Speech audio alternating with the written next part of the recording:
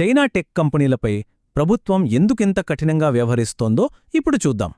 ఈ మార్పులన్నింటికీ కేంద్ర బిందువు చైనా అధ్యక్షుడు షీ జిన్పింగ్. చైనా టెక్ బిలియనీర్లంతా ఏమైపోయారు? ఉన్నట్టుండి ఎందుకు మాయమయ్యారు?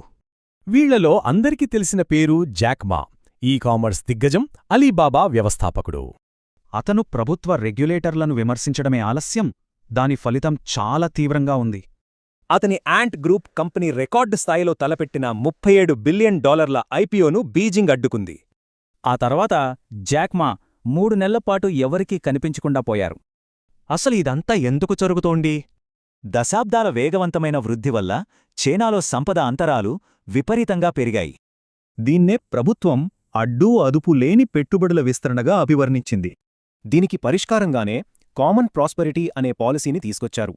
ఇది షీ జిన్పింగ్ విజన్లో చాలా కీలకం. అందరికీ సంపద పంచడం, పేద ధనిక అంతరాలను తగ్గించడం దీని ముఖ్య ఉద్దేశం. దీంతో ప్రభుత్వం పెట్టుబడులకు ట్రాఫిక్ లైట్లు ఏర్పాటు చేయడం మొదలుపెట్టింది. ప్రభుత్వం ఎంత వేగంగా చర్యలు తీసుకుందో చూస్తే ఆశ్చర్యం కలుగుతుంది. ఈ చర్యలతో చైనా టెక్ పరిశ్రమ మొత్తం ఒక్కసారిగా భయపడిపోయింది.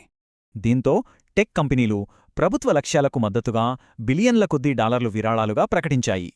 ఫలితంగా చైనా టెక్ స్టాక్స్ మార్కెట్ విలువ ఏకంగా $1 ట్రిలియన్ పైగా పడిపోయింది. ఇక్కడే చైనా ప్రభుత్వం ముందున్న అసలు సవాలేంటో స్పష్టంగా కనిపిస్తుంది. మరి ఆర్థిక వృద్ధికి ఆటంకం కలగకుండా చైనా పెట్టుబడిదారీ విధానాన్ని నియంత్రించగలదా? ఇదే అసలైన ప్రశ్న.